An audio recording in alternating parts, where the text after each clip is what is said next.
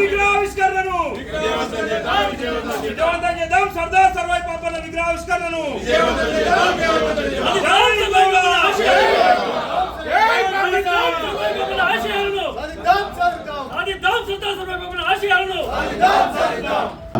గౌడ కుల పెద్దలందరికీ కుల బంధువులందరికీ కూడా పేరు పేరున ధన్యవాదాలు చెప్పుకుంటూ, అలాగే కొత్తగా ఎన్నికైన చైర్మన్ గారికి వైస్ చైర్మన్ గారికి కూడా ప్రత్యేకంగా శుభాకాంక్షలు తెలియజేస్తూ, నిజంగా కూడా ఇవాళ మన వాళ్ళందరూ కూడా పాఠ్య పుస్తక అంశాలలో పాపన చరిత్ర పెట్టాలని చెప్పి చాలా మంచి గొప్ప సూచన చేశారు. అయితే గతంలో టీఆర్ఎస్ గవర్నమెంట్లో ఒక ప్రయత్నంలో భాగంగా వాళ్ళు ఏం చేశారంటే, ప్రాణరావు అని చెప్పి మా భూమి సినిమాకి ఆయన స్క్రిప్ట్ రాసిండట. ఆయన చేత ఒక పుస్తకం రాయించారు. ఆ పుస్తకం రాయించి దానికి ముందు మాటగా బోర నరసయ్య గౌడ్ గారు దానికి ముందు మాట రాశారు. అయితే మాకు ఆంజనేయులు అన్న పిహెచ్డి స్కాలర్ ఆంజనేయులు కదా మనకు సమాచారం ఇచ్చారు. ఆంజనేయులు గుడికాడ ఆంజనేయులు గారు మాకు సమాచారం ఇచ్చారు. అయితే ఎంత భయంకరంగా రాసిండంటే ప్రాణరావు అనే వ్యక్తి, మాకు తెలవగానే రామన్న నేను మేమందరం పోయి కూడా మన సుందర విజ్ఞాన కేంద్రంలో ఆ బుక్ రిలీజ్ ఉంది.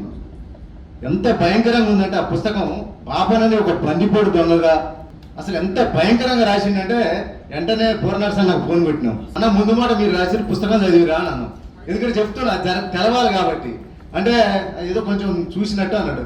అన్న మొత్తం పుస్తకం చదివినాకనే ముందు మాట రాయాలన్నా, ముందు మాట రాసేటప్పుడు చాలా జాగ్రత్తలు కూడా తీసుకోవాలని చెప్పి ఆ పుస్తకాలు దాదాపుగా 4-5 వేల పుస్తకాలు ఉంటే అక్కడనే పోసి తగలబెట్టినాం మేము కూడా.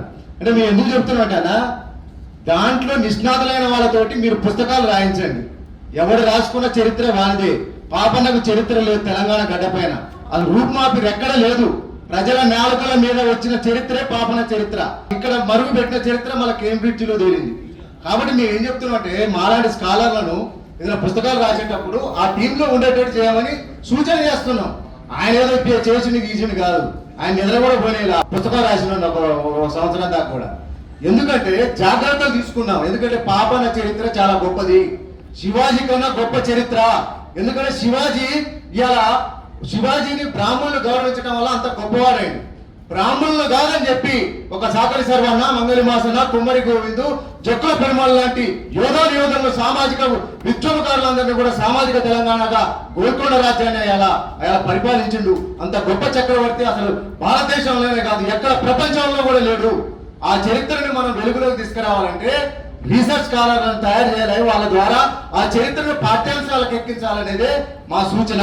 18వ తారీఖు సభను ఎలా విజయవంతం చేద్దామనే దానికి జనాలను తరలించే కార్యక్రమంలో మేము ఉస్మాన్ యూనివర్సిటీలో దాదాపు 2001 నుంచి కూడా పాపనని చిన్న పటమో పెద్ద పటమో 20 అడుగుల పటం దాకా కూడా పెట్టి పెద్ద ప్రోగ్రాంలు చేసినాం.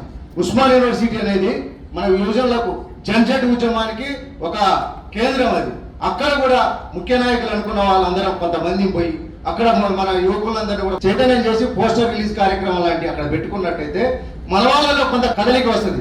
ఖర్చు లేకోకుండా అక్కడికి మన వాళ్ళందరూ కూడా రావడానికి కూడా ఒక అవకాశం ఉంటుంది. ఆ దిశకు కూడా మనం ప్రయత్నం చేయాలి. ముఖ్యంగా ఇలా మనందరం కూడా చాలా ప్రయత్నాలు చేస్తున్నాం పాపన చరిత్రను ముందు తీసుకురావడానికి.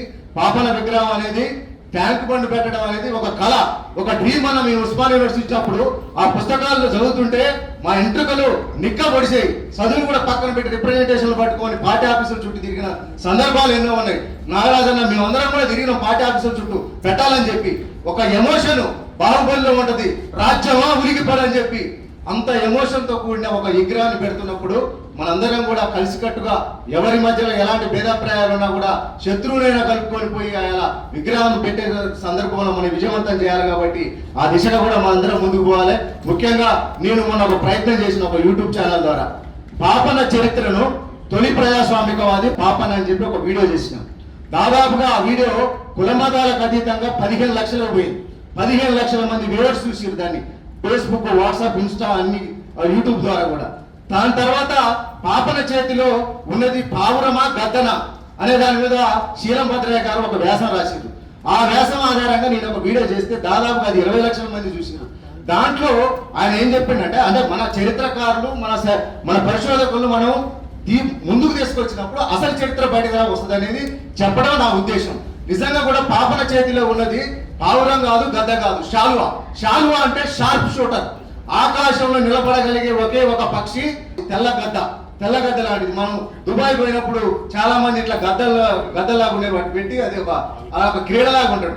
అంటే అంత గొప్ప పక్షిని కూడా ఆ రోజు మచ్చిక చేసుకొని పాపన్న పెద్ద పెద్ద కోటలు జయించడానికి ఉపయోగించిందంటే ఎంత ఆయన తెలివి యుక్తి శక్తి మనకి అందులో గొప్పదో మనందరికి కూడా తెలిసిన విషయమే. అంటే ఆ వీడియో చేసిన తర్వాత నాకు ప్రపంచవ్యాప్తంగా చాలా దేశాల నుంచి కూడా ఫోన్లు వచ్చినాయి. అంటే మన ఈ చరిత్రను వెలుగులోకి తీసుకురావాలి, మన వాళ్ళని ఈ చరిత్రకు ఇంకా అనుభవం ఉన్న వాళ్ళని తాత ముత్తాతల నోటి మాట ద్వారా కూడా వచ్చిన పాటలు పద్యాలు కూడా ఉన్నాయి. పాటలు కొంతమంది పాపన చరిత్రను చెప్పుకుంటూ అడుక్కునే వాళ్ళు కూడా ఉన్నారు. వాళ్ళ ద్వారా కూడా ఈ చరిత్రను సేకరించాలి. ఆ దిశగా మనందరం కూడా పాపన చరిత్రను గొప్పగా బయటకు తీసుకొచ్చినప్పుడు తెలంగాణ శివాజీ కన్నా గొప్ప శౌర్యం ఉన్న పాపనను ముందుకు తీసుకొచ్చినట్టయితే మనందర కళ కూడా నెరవేరుతుంది. ఆ పెట్టిన విగ్రహానికి కూడా ఆ స్ఫూర్తి అంటే అవుట్పుట్ కూడా వస్తుంది. కాబట్టి ఆ దిశ కూడా మనందరం కూడా ప్రయత్నం చేయాలి. నిజంగా కూడా ఇలా కాంగ్రెస్ ప్రభుత్వానికి ముఖ్యంగా రేవంత్ అన్న గారికి నేను ప్రత్యేకంగా ధన్యవాదాలు చెప్పదలుచుకున్నా. ఎందుకంటే నేను ఆయనతో 2 సంవత్సరాలు 2016-18 వరకు కూడా ఆయనతో కలిసి నడిచిన, ఉద్యమంలో పనిచేసిన, ఉస్మాన్ యూనివర్సిటీకి బుల్లెట్ పైన టీషర్ట్ వేసుకొని తీసుకొచ్చిన సభ కూడా నేనే తెలంగాణ జనజాతర చేయడం జరిగింది.